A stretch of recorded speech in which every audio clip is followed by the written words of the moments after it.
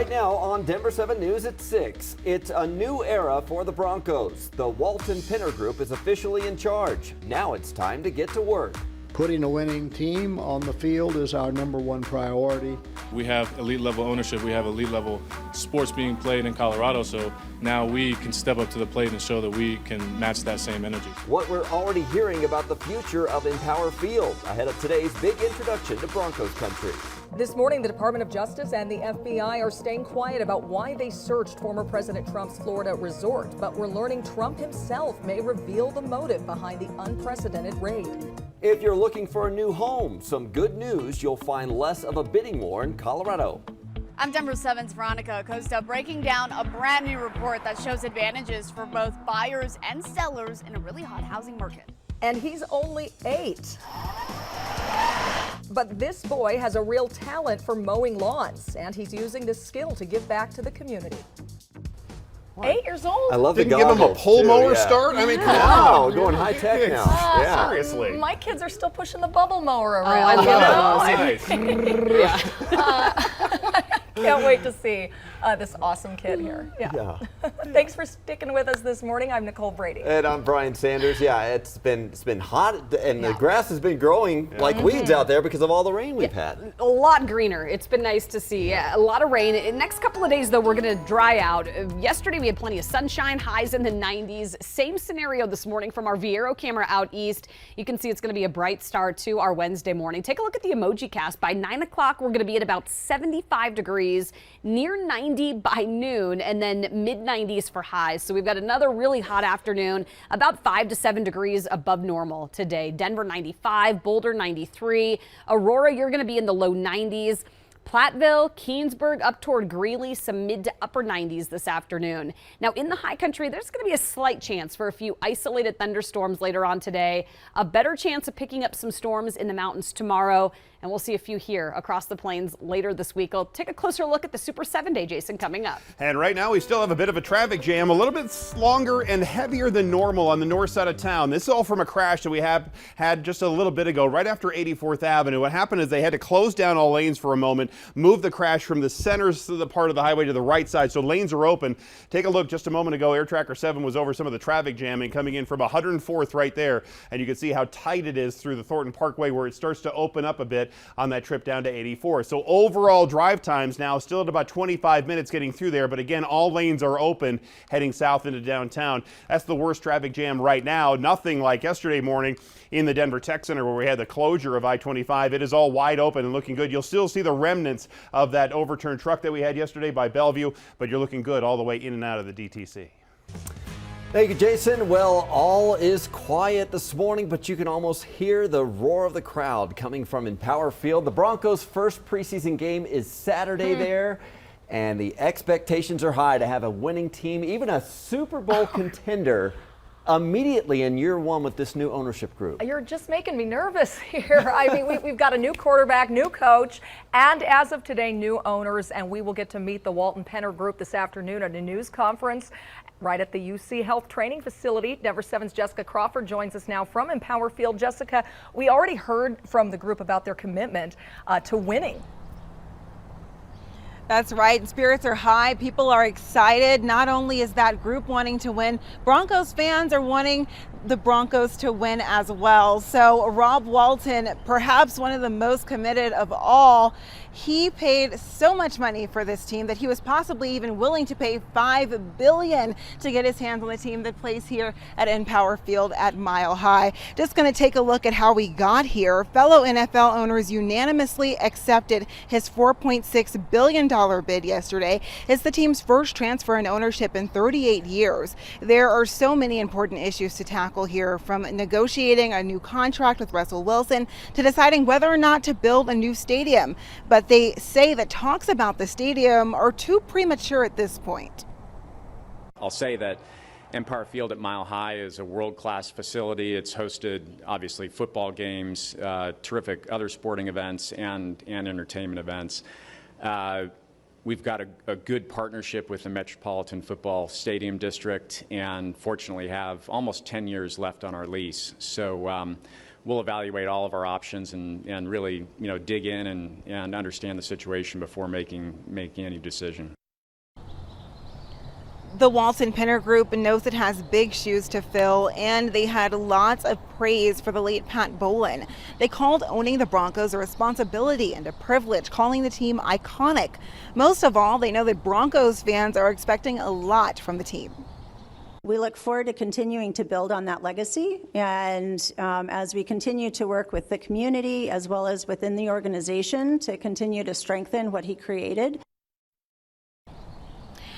The ownership group also includes Melody Hobson, the CEO of Ariel Investments and chairwoman of the Starbucks board, Condoleezza Rice, the former Secretary of State, and Lewis Hamilton, a 7-time Formula One world champion, and all 3 of them are black. Now, diversity is something that is sorely lacking in NFL ownership, so we do suspect that could be something that could be a topic at today's press conference. Both Rice and Hobson will be at that press conference, and Denver 7 will be there as well.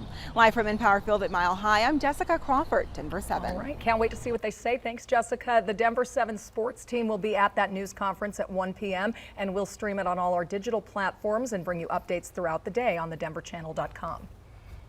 Well, more Republican lawmakers are now calling on the Justice Department or the FBI to provide an explanation into the raid at Donald Trump's Florida resort. And there's a chance the former president will actually speak out before either agency. ABC News reports he got a copy of the warrant, which explains the reasons for the raid, and he could release the details of the warrant if he wants to.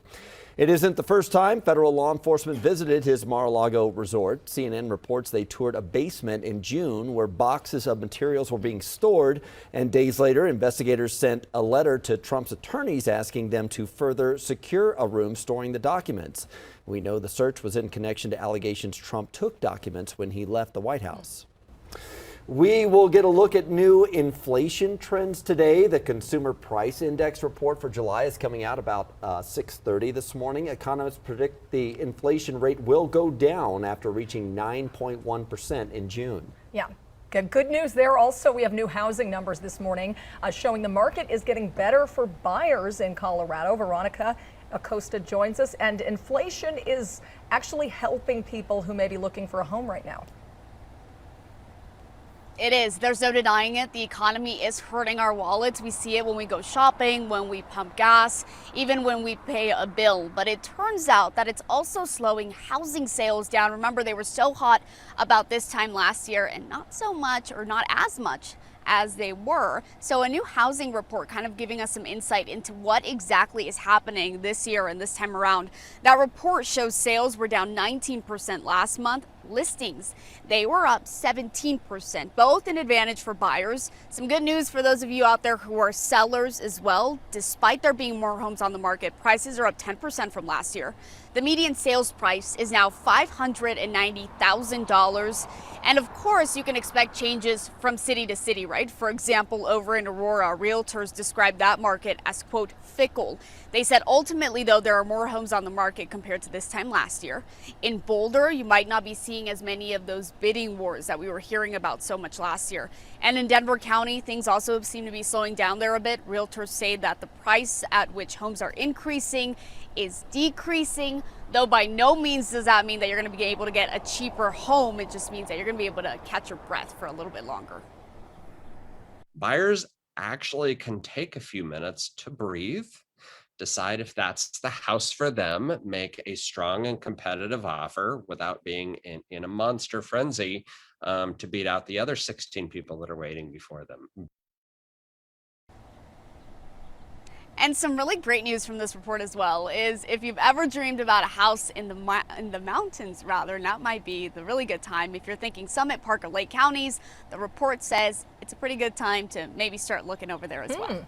We're live in Louisville this morning. I'm Veronica Acosta, Denver 7. I might have to save a little more money for that. But, you know, many kids are wrapping up their summer jobs right now. Yeah, for one boy in Centennial, it's not work when it's something you love, and he's actually wrapping up a big volunteer project for his neighborhood. We have Danny New here with more. Yeah, I want to give a big shout out to my guy Oliver, who just finished up a very selfless project that actually began last summer originally. Oh, wow. Yeah, so let's check him out. something anymore. Yeah. He is 8 years old, and last July he signed up to take on something called the 50-yard challenge. Oh. Wow. Yeah. That's a lot. 50. Yeah. This is with the nonprofit known as Raising Men and Women Lawn Care Service, and basically, over the course of last year, he has mowed lawns, raked yards, he shoveled driveways. It all counts towards that 50. And it's all for free. He does it all. Wow, I'm happy when my kids just like put their food in the trash can. Yeah, no. Put it in the dishwasher? Yeah, That's too far. Maybe that won't happen. Our kids are 8, actually. We need to show them this story. So why was he doing this then? Well, it's part of this nonprofit, and basically they encourage kids to help seniors, to help single parents, veterans, people with disabilities, and he got that number 50 last week, which is a big deal. And I asked him about his journey, about his altruism, and here's what he had to say about completing that challenge. It's just pretty fun and helpful because like you're doing something that other people need, and then they give you back a thanks. What were some of the nice thank yous that you got from people? What did they say to you? From some of my neighbors or close friends, I got hugs.